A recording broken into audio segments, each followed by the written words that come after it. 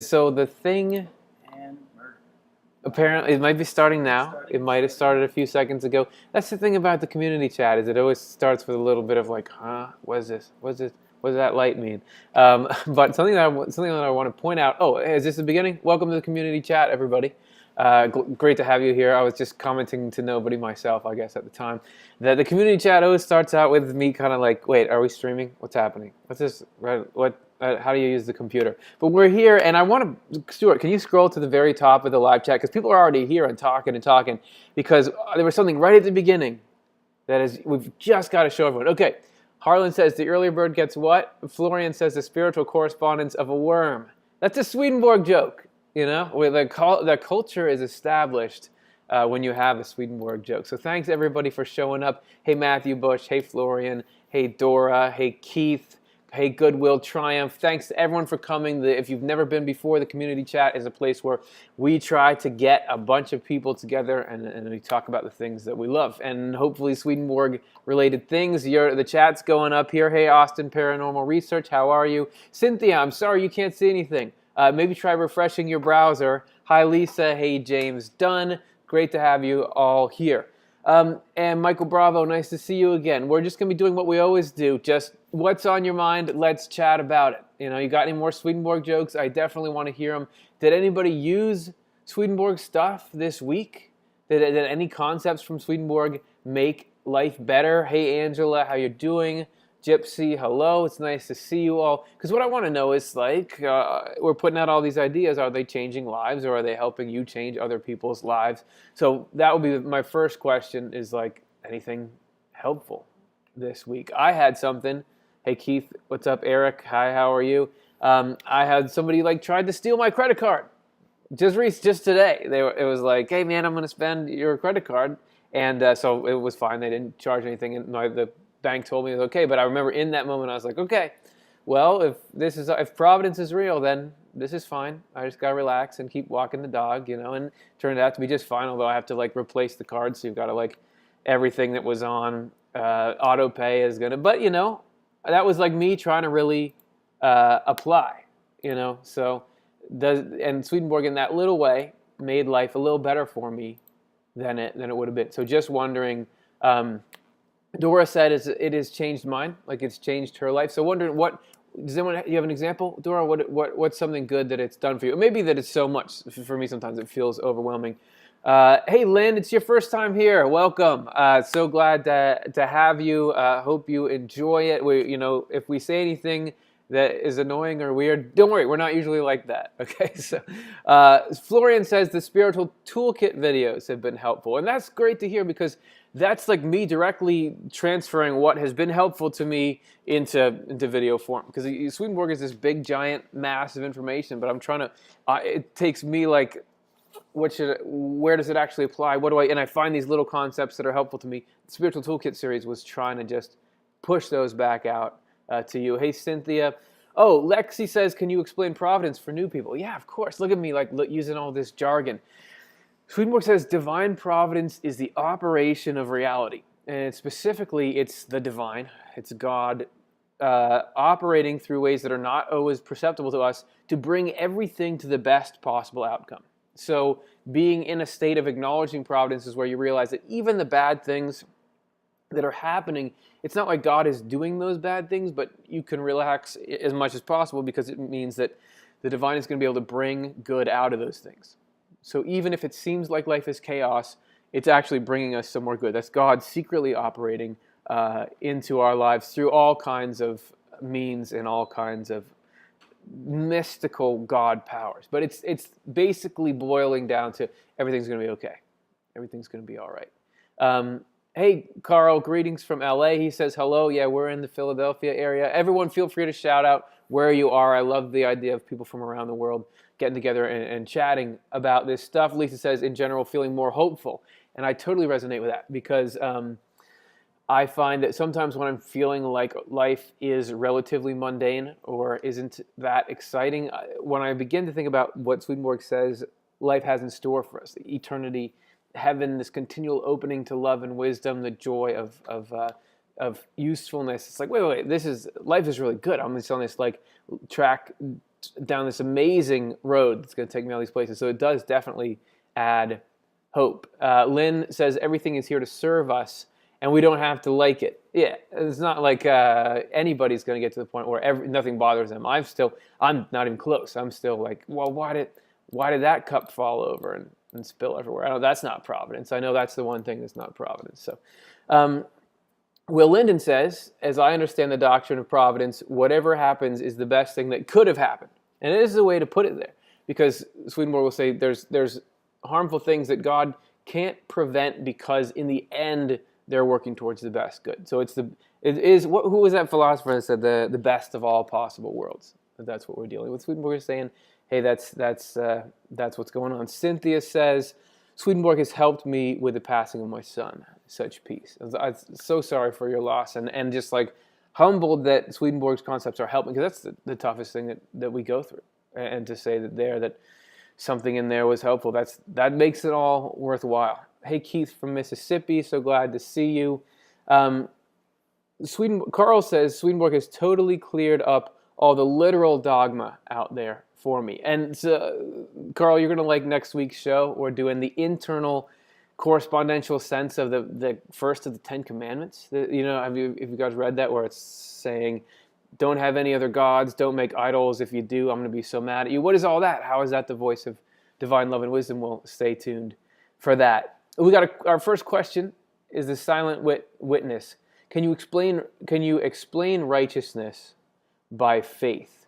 Can you explain a little more? Because, well, I asked that because there's a lot of people mean different things by those terms. So I want to make sure I really understand your question. Could you say a little more about either the term righteousness or faith and what you're looking for? And then I'm happy to answer that questions. James says, greeting from Scotland. It is great to see you. And Dora says, I've talked to loved ones in my sleep. Now I know I'm not crazy. Yeah, that's right. That it is not crazy at all. It's just, talking to people you love, which nobody thinks is any problem. So it's good to fit the pieces of the puzzle together. Donna Bratt is from Massachusetts. Hello. Goodwill Triumph. Yeah, you were doing the 10 Commandments. Yeah, and we hope to be doing all the commandments, not all at once, because it used to be that we'd try to cram so much into each show, but now we know, wait, slow down, take this. You okay, Stuart? Yeah. Stuart was just coughing in the side ground, if any of you heard that. Stuart is our technical director. He's right off screen. You want to wave your hand in there? He's running all this. This is why this stuff works. So everybody say thanks to Stuart. The 10 Commandments, we're trying to do a show on each of them, scattered throughout the next year or so. We're going to begin with the first commandment and maybe move through there. So, Michael Bravo says, question, does Swedenborg ever explain why God exists? I mean, why doesn't nothing exist? He says that if you remove space and time from your thinking, you can better comprehend why God exists. That the concept of non-existence is only something that we can fathom because God is streaming life into us. That we sort of think the baseline would be non-existence, and then you have God on top of that. But the baseline is God, and then there's existence on top of that. But I'm not a philosopher.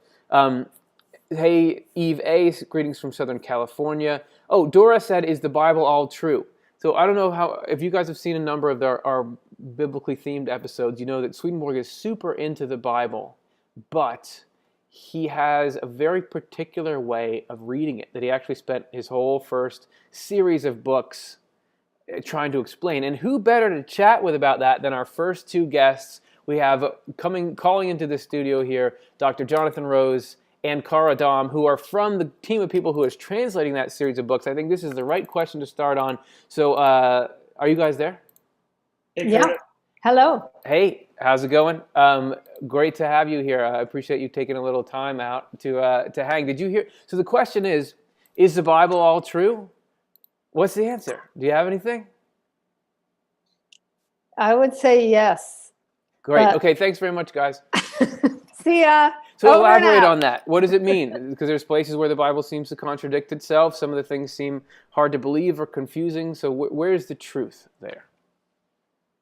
It's deeper than we can see most of the time, is what I would say. Great. Some of it is right on the level there, those 10 Commandments. Yeah. They're very helpful. Don't But kill. a lot of it, like the sacrifices and all that kind of stuff, who would know that that's about our inner spiritual process? But that's what Swedenborg says the word is all about, our inner spiritual process. Yes. Okay. And Jonathan, how do you go from sacrifices to inner spiritual processes? Yeah, there's this idea of correspondences, that it's written in a symbolism, and part of what's cool about Swedenborg's explanation is that the symbolism is consistent.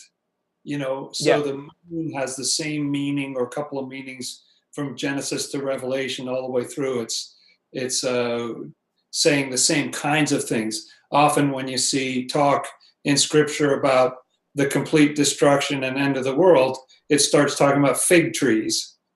Now, there's Yeah. no reason to be talking about fig trees when you're talking about the destruction of the world, but it's because of the particular meaning. Fig tree has to do with doing good actions, the loving things that you do for other people.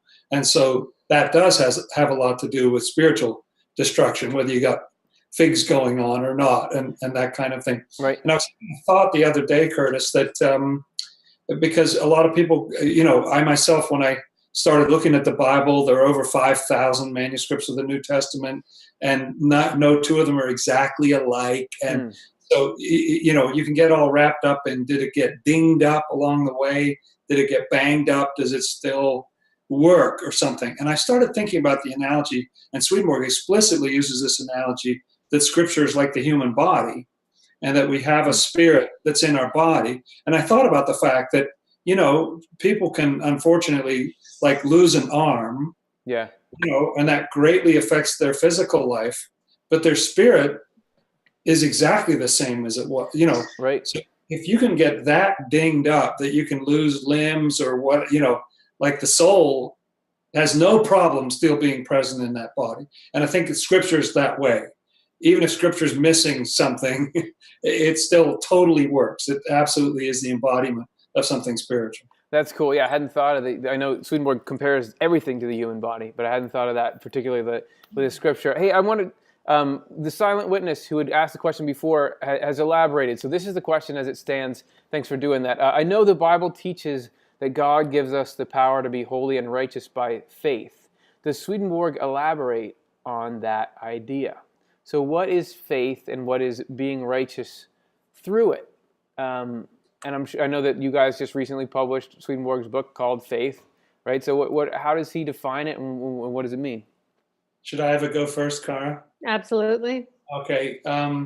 Yeah, Swedenborg sort of has faith and righteousness the other way around than a lot of people do. There's obviously a connection between those two, but he points to passages like John 3, right after you have the famous John 3:16. God so loved the world that he gave his only begotten Son. Right. Everybody who believes in him will have everlasting life. But then just a few verses later, he starts talking about the fact that nobody comes to the light if their deeds are evil. So how you live actually comes before that belief that you can have. And isn't it James 2 that says that, faith without works is dead, and as the soul, like a body without a soul, is like faith without works. Works is actually the inside of it, and faith is the outside. So Swedenborg says that you actually gain faith as you live by it. So actually your righteousness feeds your faith. There is a reciprocal relationship in there, but true faith really only comes as we're living by it. Swedenborg has cool things about how as you start to practice loving action, all this stuff starts to make so much more sense. Yeah, right. I feel like I experienced that a little bit. And once you actually, that's how that works, everything starts to fall into place. I want to say Matthew Bush says hi, Cara. Hi, Jonathan. And Hi, Matthew. Rov Lee says greetings from Quezon City, Philippines. So we've got starting to populate our world map here, and then Tracy is saying hey from Houston, Texas. So, Cara, did you have any further thoughts on faith? I did until I heard from Houston, Texas. Oh, yeah. No, just that.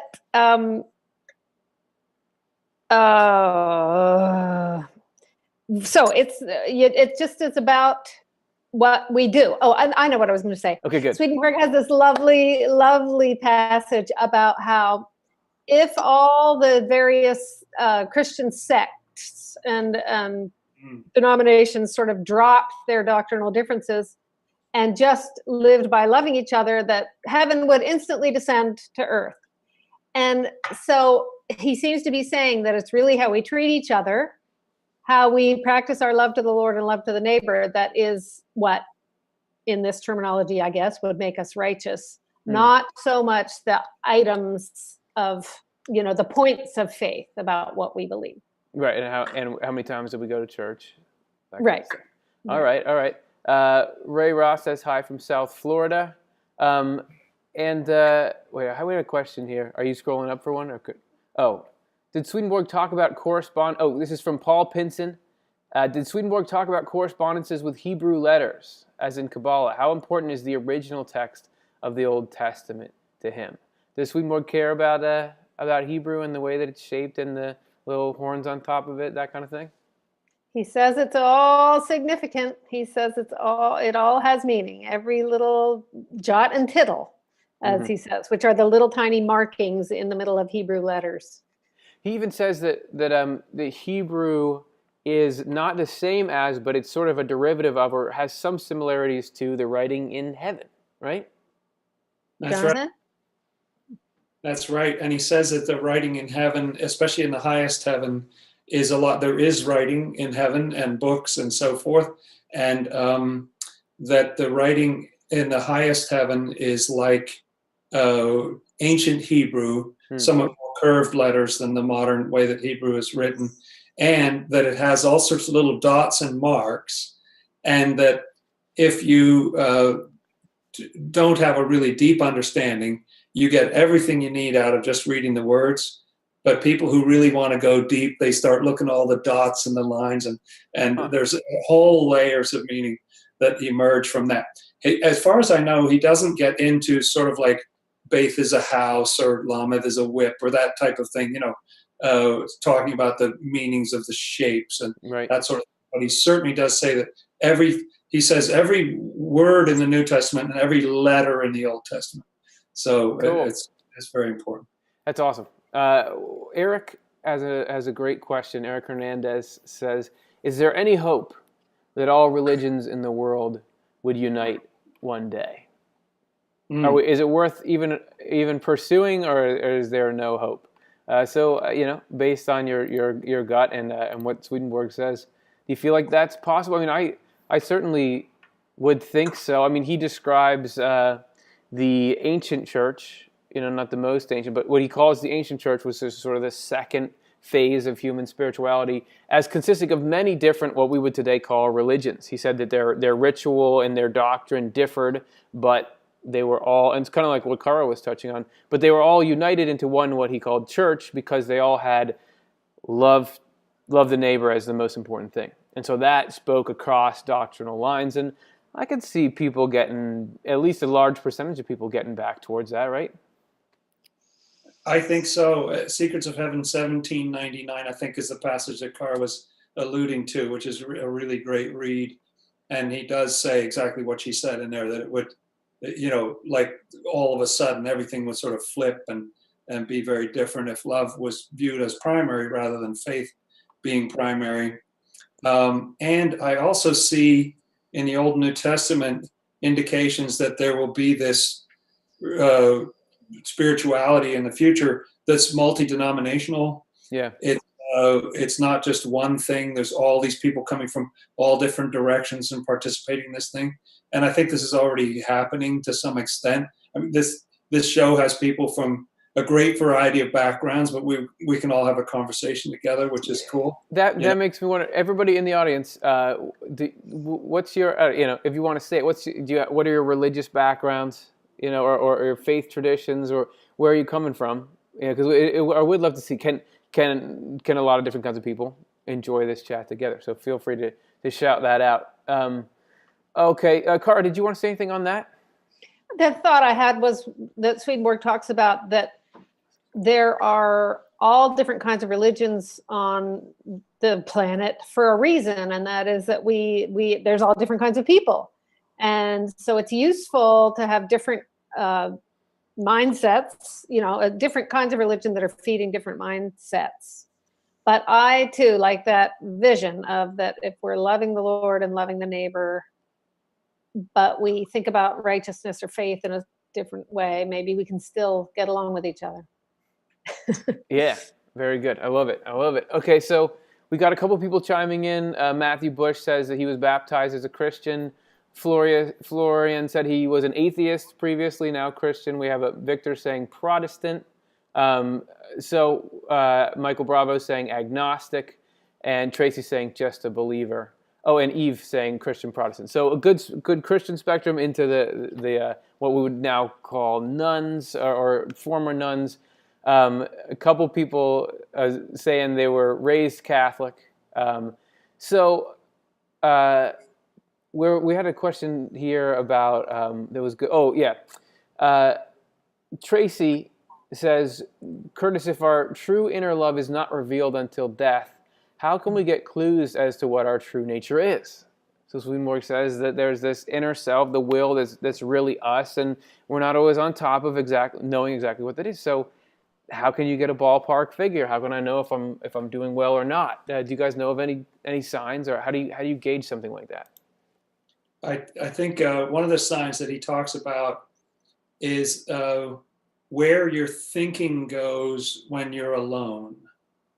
It's an interesting, sort of metric, to sort of look at what are the sorts of things, and not sort of, all kinds of things go through our minds, like flit through, but like, what do you dwell on? What are the sorts of things you go back to when you're by yourself? Or what are sort of the treasured things, like some people liken them to little stones that you take out and polish every morning or something. Yeah.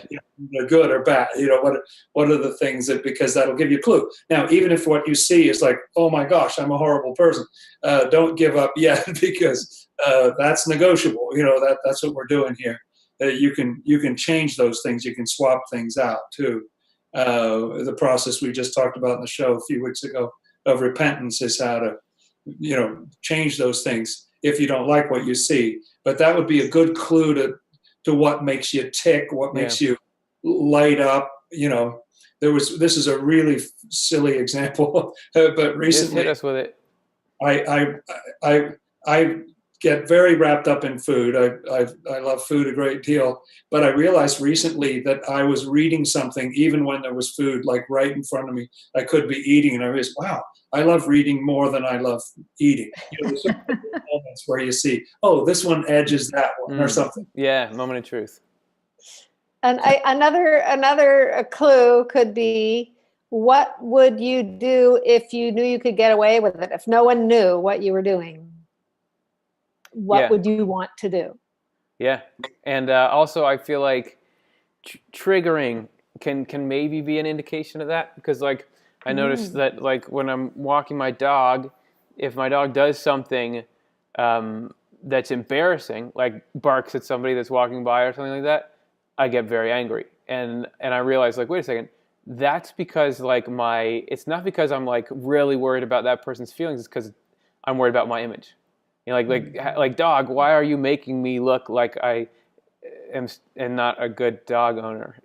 Like that. And it's like, is that so? I got some self-image work to do, as we all do. And a lot of people are chiming in with their background. So could you go up a little bit, Stuart, a little bit farther? Because there's a whole good list here. Even keep going up. So I had a couple people say Baha'i. Then Paul says Buddhism plus reading William Blake. We've got Mel's Catholic, Bonnie's Lutheran. And then another raised Baha'i, Mr. Binkers the cat is a heathen. So Lutheran Church, New Church, Christian, Methodist. So yeah, we're seeing a good spread there. Zeke says, I would go to Unitarian if they had one closer than 120 miles from here. Okay, so I just thought that's cool. So let's see. Lexi says, I missed the woman who is speaking's name. Could you repeat? That's Caradam, Latin consultant for the New Century Edition, works of Emanuel Swedenborg. So do you have a question? Dora's question. If you take if you take medicine or smoke, if you have to take medicine or smoke and you die, will you go to hell? So if you have, what do you read that as? Addictions or... So is it like if you're doing something that may be like detrimental to your health or something, and that somehow leads to you dying faster, are you punished for that? It is. It takes a great deal of effort to go to hell. It's not that that's right. It can't be done, but you really need to attack what is good with like a full-throated, full-hearted, venom. It's not for something, as I don't, just something as trivial as were you smoking or what sort. Right. It's a real question of a deep-seated kind of devotion to evil. That's what it takes. And if you're not there yet, the Lord will just ride it out and wait and see, which way you want to go, kind of thing. So it's taken me a long time to realize that, but it's actually, you really have to work to get to hell. Yeah, it's not easy. So not just like, I should have taken more care of something. But yeah, Cara, do you have any thoughts? Yeah, I'm thinking of how somewhere along the way, Swedenborg says that when we die and wake up in the spiritual world, we are instantly relieved of a lot of the concerns of our bodily life. And things like smoking or taking too much medicine or something seems very body-based to me. Yeah. But heaven and hell, they are spirit-based. And so once you have a time to sort of clear things that you were under the influence of just keeping yourself afloat in this world and really get down to who you are in your spirit, then you can start the process. Right. And we have a couple of comments on that. Austin Paranormal Research said, I think she means the Mormon faith can't drink or smoke. Like that's a doctrinal thing there. And Swedenborg doesn't seem to give an indication that either of those are necessarily detrimental to the spirit. It's all about the intent behind. And then Yoli B says, Dora Carpenter, no, you will not go to hell. You are given an opportunity once you have transitioned to see where things could have been done differently. We have a forgiving God. Florian says, Dr. Rose's Bible studies are awesome, but I heartily disagree with that. So we just got a couple more minutes here before you guys go. Let's take a look. Well, let's see. Why does Swedenborg say that you can...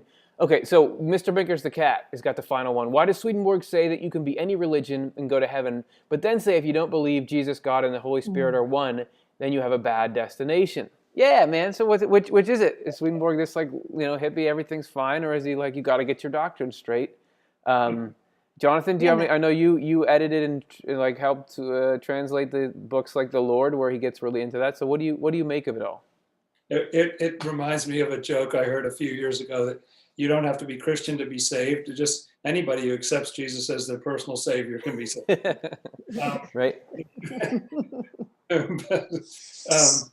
The way Swedenborg explains it is that in all religions, any kind of moral system or all those things, the Lord makes sure that they have something akin to the Ten Commandments in them. There's some kind of idea. There's an evil. It's wrong to harm people. You should be loving, and there's a God who can help you with that, and so on. So anybody who's aligned with that program starts that sort of siphoning process that I was talking about a little earlier.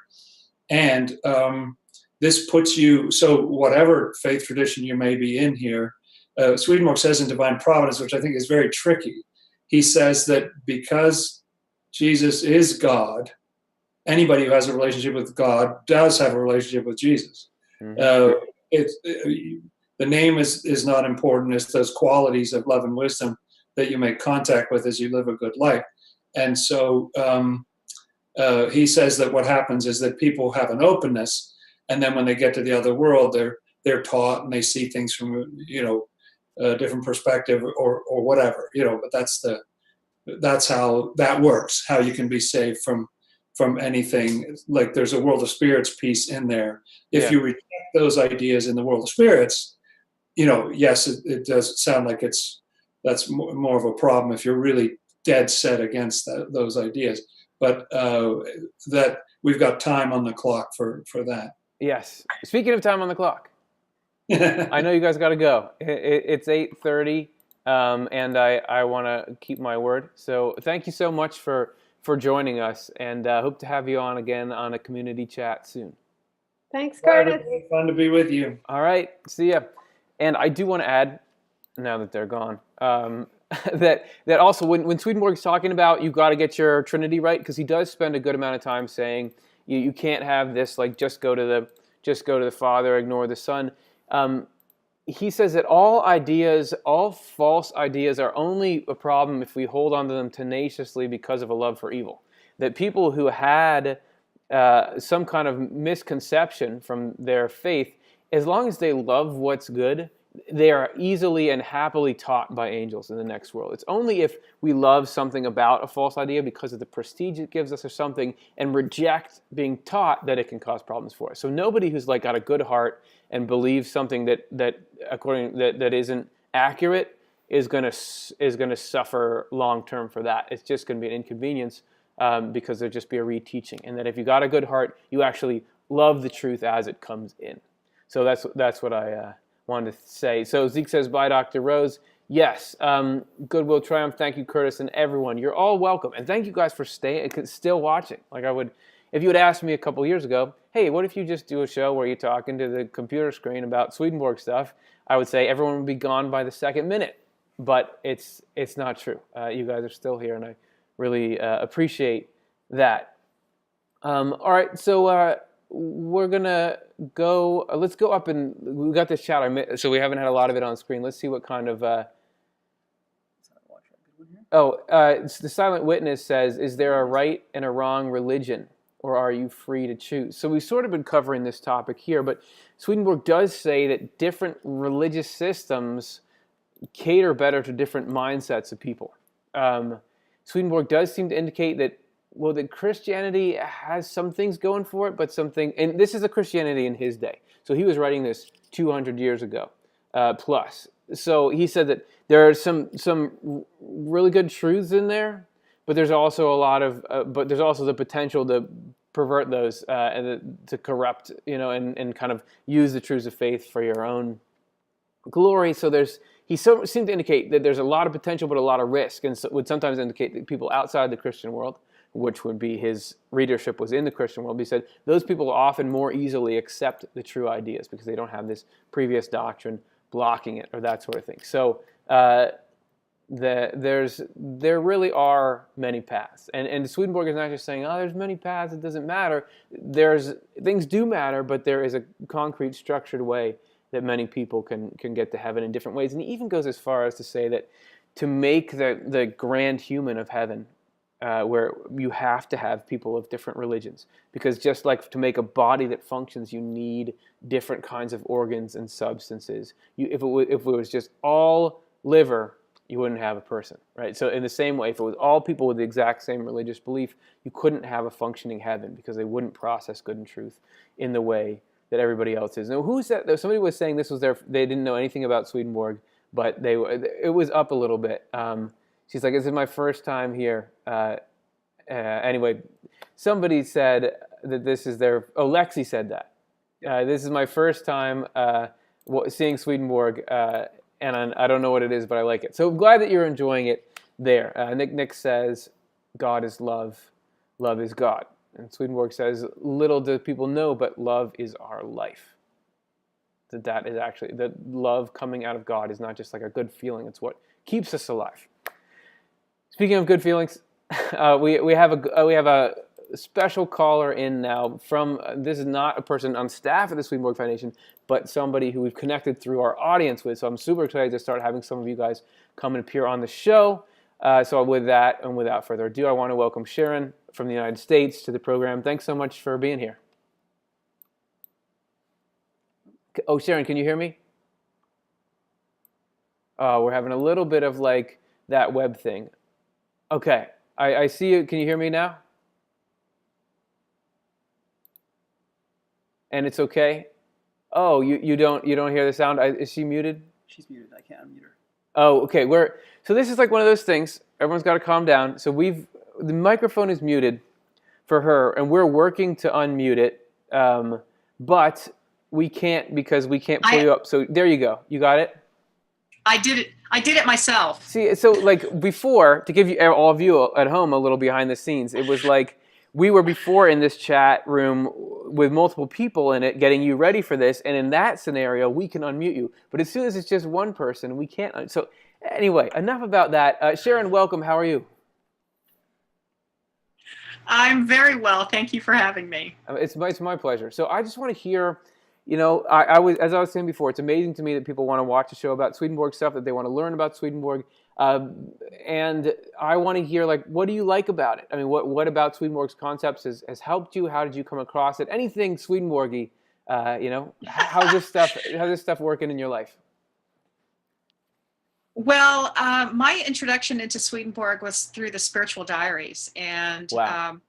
That was my first taste of Swedenborg. So that's kind of way out there in left field to start with, and but I was fascinated by it. And the friend who introduced me to Swedenborg basically said, I picked up a book, and he goes, once you open that book and read it, you will never name. And wow. He was absolutely right. It started with the spiritual diary and then evolved to the Arcana Celestia and then to True Christian Religion. And it just evolved from that. Was 30 years ago. So you stuck with it. I still consider myself a newbie.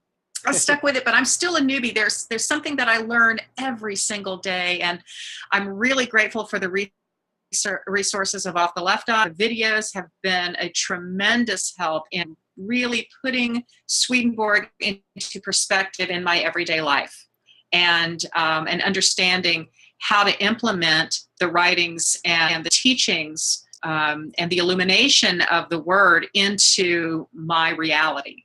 That's awesome. And then Jonathan's Wednesday night Bible study is also a great resource, and Spirit and Life BibleStudy.com or .org. Yeah. Great. Well, that's cool, and I'm so glad that because that's what we're trying to do is be a study guide or a study assistant or something like that. So I'm glad that we can be part of what it sounds like a pretty awesome journey. And so, do you have like particular Swedenborgian concepts that really help you day to day, or what's something that you really like and use? Well, my understanding of the Trinity, long before I had even heard of Swedenborg, I went to Catholic high school, and in 12th grade we had to study the doctrine, and it was taught by a priest. He drew a triangle on the chalkboard and was explaining how the Father is God, the Son is God, and the Holy Spirit is God, but the Father is not the Son is not the Holy Spirit is not the Father. And that made absolute no sense to me whatsoever. and I argued with him, and I was persistent in my arguing, and so persistent that I was asked to leave the classroom. So I knew at that point that there had to be something else out there that made sense, that made logical sense to me. And when I read Swedenborg's definition of the Trinity and how the Father, Son, and Holy Spirit relate to one another, it just made sense. It felt right. And I knew that I had come upon the right way of thinking about the Trinity. And I particularly love how, we sort of a mini Trinity in ourselves. We are a spirit that is living in a physical body, and we perform actions upon the earth. And that's the way to understand Trinity and who God Trinity is. So that's cool. And it's so I earlier in my life hadn't really thought of the Trinity as a really emotionally potent concept, but you're not the first person recently to say that really meant something to them. I went on this radio show with a woman named Washali in California, and she's a Swedenborgian. And came across Swedenborg at some point in her life, and she had the same similar thing. Like Trinity was in her background, but when she got Swedenborg's description of it, it just meant so much to her to have those pieces click, and not just in a way that like, okay, good, that makes sense. But now it's like you're saying, teaching you like this is a good way to live. This is a good way to look at myself. It's like immediate and personal and meaningful. So that's awesome. Well, even as a small child, saying, three persons in one God, I had a problem with that. It just did not make logical sense to me, because I'm a person. Yeah. And I'm a spirit, I'm a physical body, and I perform actions, but I'm not three people. I'm one person. That's right. So, that's really,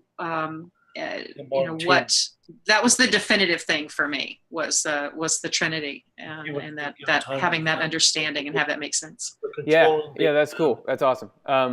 So and it's just cool to think about that falling into place, and that Swedenborg says that there is the idea that there's one God flows into people's souls. That's constantly radiating from God, so that maybe we're picking up on that, and if what we get taught doesn't quite match with that, that's where you get this sort of dissonance that you're describing.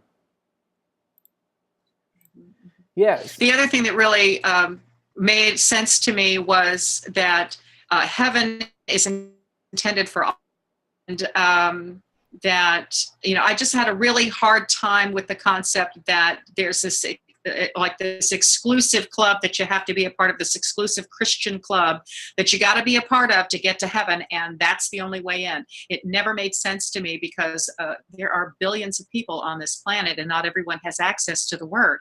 So there's no way you can convince me that those people can't get to heaven somehow. Yeah, it doesn't seem fair. Yeah. Mm-hmm. So that's how Swedenborg really endeared himself, and how the writings endeared themselves, to my heart. And do you have, since you've been able to continue to be interested in Swedenborg for so long, do you have any tips on how to, because it can be a lot. So what do? You just read a little bit at a time, or do you just find your appetite grows, or? Well, yes, it really, when I'm reading directly from the writings, I usually find that after about 5 or 6 pages, I have to take a break, because it's so much and it's so deep that I really have to contemplate what I've read. And but like I said, it really helps to have the videos from Off the Left Eye, to have the Bible studies with Jonathan, to have those resources. The 3 edition translation really helps to have those resources to refer to help me kind of put everything in order. I always kind of joke that Swedenborg is the master of the run-on sentence. I've never seen so many semicolons in my life. That's right. And so, you have to read the punctuation, and then sometimes even then you have to kind of go back and read again, because you just kind of get lost in the thought, and he's good about rehashing things and bringing things back over and over again, but it's still kind of a deep process of trying to understand what's happening, what because he can say so much in one paragraph that it's mind-blowing. So, that's right. The advice I have is keep reading, and read what you can, and just try to absorb what you can. And then if you have trouble understanding it, go online, and gosh, I mean, there's so many resources out there now from the foundation, and just you can find answers to just about any question that you have about Swedenborg. And that wasn't the case years ago when I tried to look up things at Swedenborg back in the days of when it was just AOL. The chat room. Nothing. The dial-up. Online in those days. Right. Well, that's wonderful. Exactly. I just really appreciate hearing it, and it's just awesome to hear the way that you think about it and talk about it. So thank you so much for being willing to call in and share your journey and be part of the community. Thank you for having me, and I really appreciate you guys so much, and I send you lots of love. Mwah. Thank you. Received. Back at you. Thanks, Sharon. All right, so everybody in the chat, I know there was a little bit of talk about the Trinity that came up. Wondering where Swedenborg's best description of it is, I will say that we did a show called How to Understand the Trinity, and in that we compiled the best quotes that we feel like are available on it. I also know that there is a good description. I believe it's in True Christianity. He gets into there pretty well. So that said, and Goodwill Triumph says, agree with Matthew. Swedenborg is very dense to read. Off the Left Eye has been an awesome resource. Okay, that makes me know that what we're doing is worthwhile, and it's really for that reason. Because when I've gotten into Swedenborg and spent so much time reading and trying to understand it, now when I read Swedenborg, it seems like, wow, this is cool, but even still, it's a bit dense. So what I'm trying to do is get it, so that people can get as quickly as they can to realize the goodness within Swedenborg. So that's what we're trying to do, and we couldn't be doing it without all of you. Cara Dom's in the chat there, and she says, the first 3 chapters of True Christianity. Right. Florian says, maybe we're all in the same spiritual community. Yeah, man. Well, who knows? Maybe that's like, the internet is kind of like it, right? It brings people together based on their interest, And then are we seeing, I once wrote a paper when I was in college about Swedenborg, surprise, it's called something like God Online, or how this, and we turned some of the ideas from that into one of our episodes here, how the spiritual world is like the internet, because so many things about the way Swedenborg describes this spiritual reality is just like the web, that people can instantly think and communicate. Just like Jesus Perez says, no show today, Curtis? No, this is the show today. Well, this week we had a bevy of vacations and that sort of thing, so we didn't have time to put together our usual Swedenborg in Life episode. We've been doing some of these live chats on Friday. We thought we would do one on Monday to give the people who can't come on Friday one, but there's not a regular episode, but there will be next Monday, and that is the one on the 10 Commandments. Kaylee said, I'm Rochelle from California. Hey, Curtis, did Swedenborg have any experiences with orbs? Yes. I mean, he does mention orbs. There wasn't as much talk in his day about orbs as there are now, but he does talk about, 2 things come to mind. One is all of his talk about auras, that he says there is a sphere emanating from all spirits that kind of consists of their quality and goes out around them. So there's a kind of a sphere. He says that you can tell what a person is like if you have your spiritual senses open from that. He also, though, talks about spirits that wanted to be perceived as spheres or orbs rather than in the human form. So he sort of describes both. Silent Witness says, count back 8 comments. So there's a treasure hunt. Okay, 1, 2, 3, 4, 5, 6, 7, 8. When I was your age, we had to send email miles for this snow using a Bagging Path address. That's probably not the one he's talking about. Go up one more, see if we can find it. No, that's probably it. That's probably the one. Those were good days, sending it through the snow. So Fun with Nickline said it's 8:49 a.m. in my country. So that's just about all the way around the world. So that's great. Speaking of all the way around the world, we have a guest signing on right now from all the way around the world. This is Mark. He's coming to us live from New Zealand. What time is it there for you, Mark? Ooh, around 10 to 1. Yeah, in the afternoon. Okay, so you're this is more of a good afternoon than a good evening. But thanks so much, Mark, for joining us. Oh, you're welcome, Curtis. So I'd love to just hear, Mark, a little bit about, since you're here, you're watching the show. I've seen you commenting and everything. So how did you find Swedenborg, and what do you like about Swedenborg? Oh, thanks for the question, Curtis. Yes. It's difficult for me there to answer that, because it's not about Swedenborg. It's the fact that, to my understanding, at the time there when I was led to the Ark of the Celestius, several years ago, it was about an emissary, a scientist,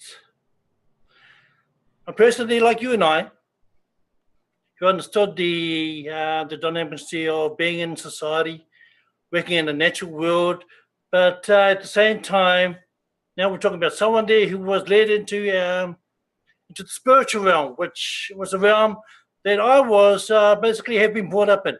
Okay.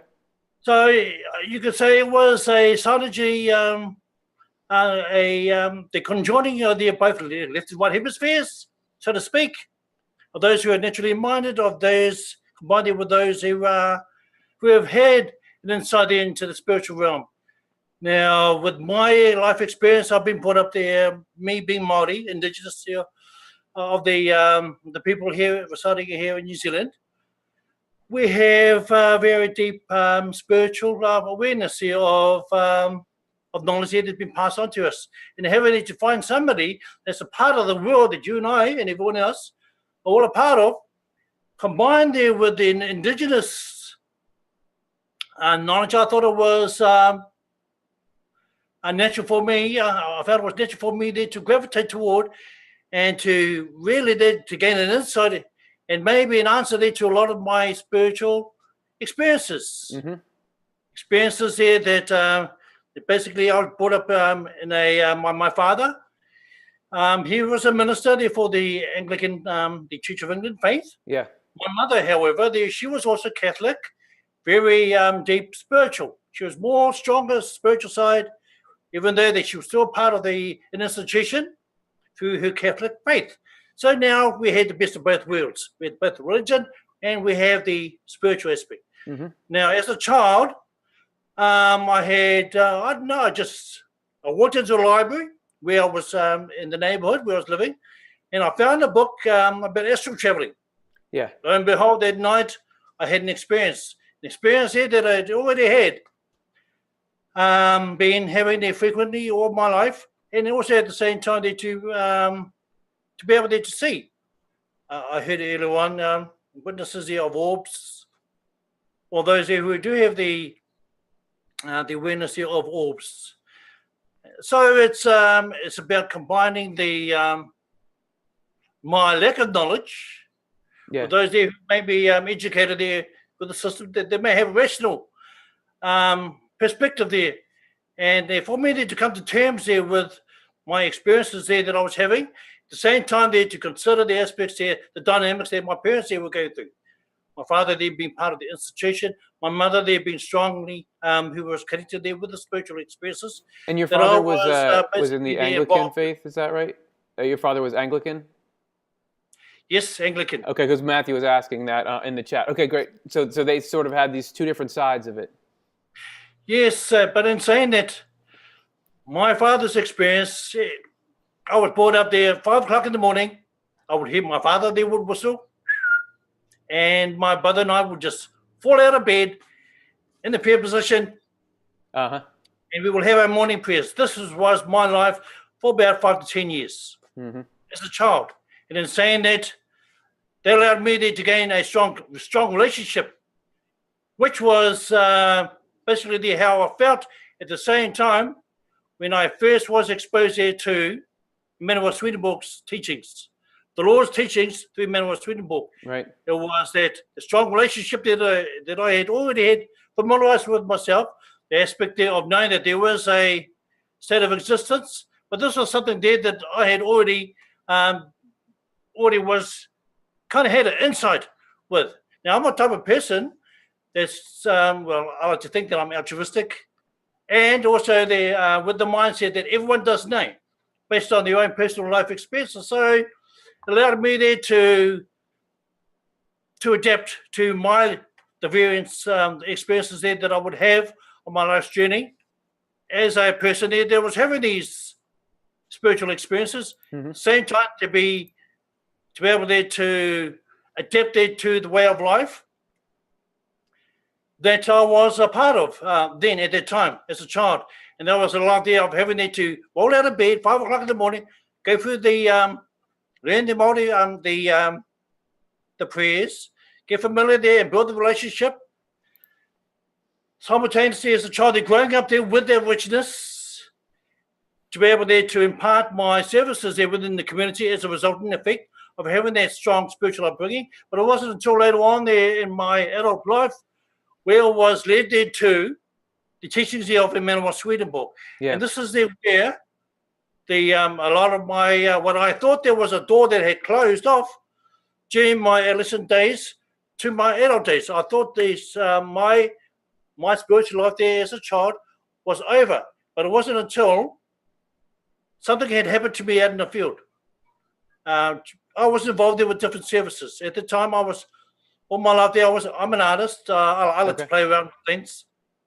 I do visual arts. I've been involved there with performing arts. Is that yours in the background there? Is that your painting on the wall behind you? Well, no. Okay. I'm a sculpturist. Okay. I don't have that. Although I find the artworks beautiful. Yeah. No, yes, I do a lot of carving, the indigenous Māori elaborate carving here in New Zealand. Cool. Māori design. That was my passion. Allowed me there to engage there with the representation, and this is why I take it what I had as an artist. That also allowed me there to connect there with the wider, with the spirit realm, because of the representations.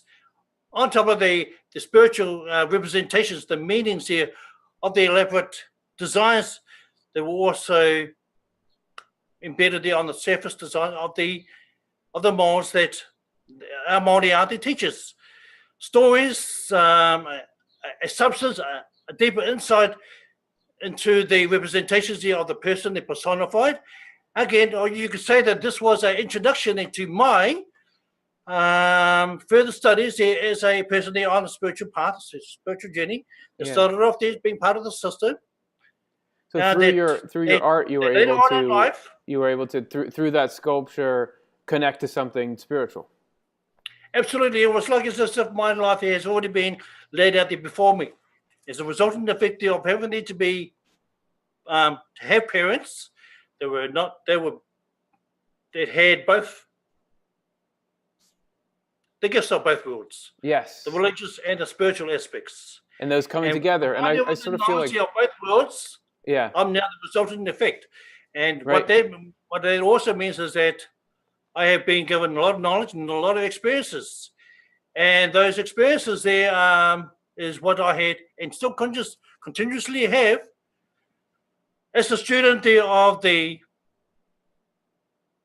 teachings that the Lord here passed on to many of our Swedenborg, and experiences there that I've had allowed me there to traverse time and space, to be able there to interact there with other life forms, other beings, to be able to be taken there to other planets, to be tutored there by other souls, advanced beings, not of human, to be able there to also there to gain a further understanding there as to who I am as a person, as a soul, life and form, as the Lord there has taught us there through the teachings here, He passed on there through men of Swedenborg, combined there with the physical knowledge, the natural knowledge here, which structures the ego mind.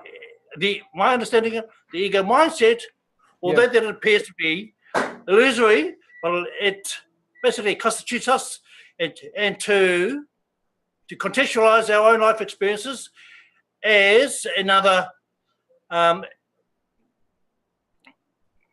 Neil Diamond Walsh, he's also a student, a follower and he's put out a series of books. Yeah, I read that, Conversations with God. Yes, Conversations there with God, absolutely. That's right. And Mark, we got to go. It's 9 o'clock, so I'm going to have to cut this short here. I do want to say that people have been enjoying your story. Paul Pinson says this guy is cool. Swedenborg has had a long history of inspiring brilliant artists, and I feel like I just love to get to hear about how the different influences in your life, sort of the institutional things your father was into and the spiritual things your mother was into, that came together and helped inspire you. And I see Swedenborg in the same kind of light, that he had his very scientific side, but then these spiritual experiences, and they came together to make this thing that's both we can understand and we can love at the same time. So, Mark, I just want to say thanks so much for being willing to come and tell some of your story. Oh, you're welcome, Nikitas.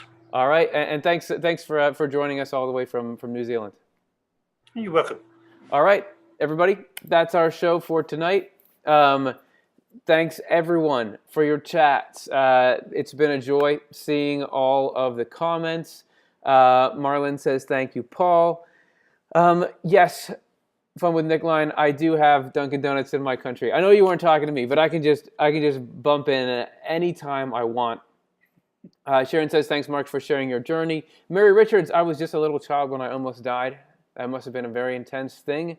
And I imagine terrifying for the parents. Just thinking about that now.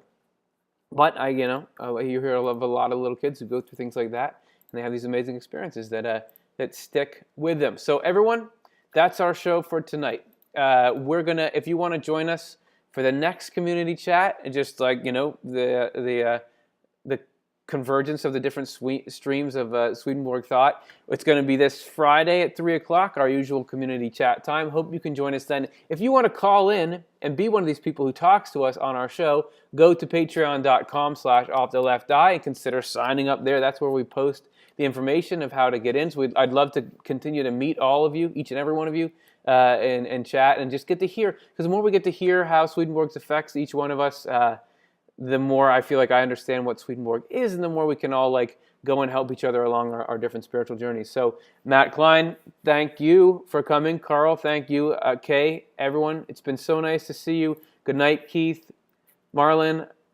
All right, or Marilyn. I'll see you soon, everybody. Sonny, sorry that you came here too late, but this should be, you may want to get some sleep right now, but this is going to be ready to watch and post immediately, so it should already be up there or just process really quick. I could go on forever, but we got to keep this somewhere near an hour. So thanks so much, everyone, and have a good night. See you on Friday.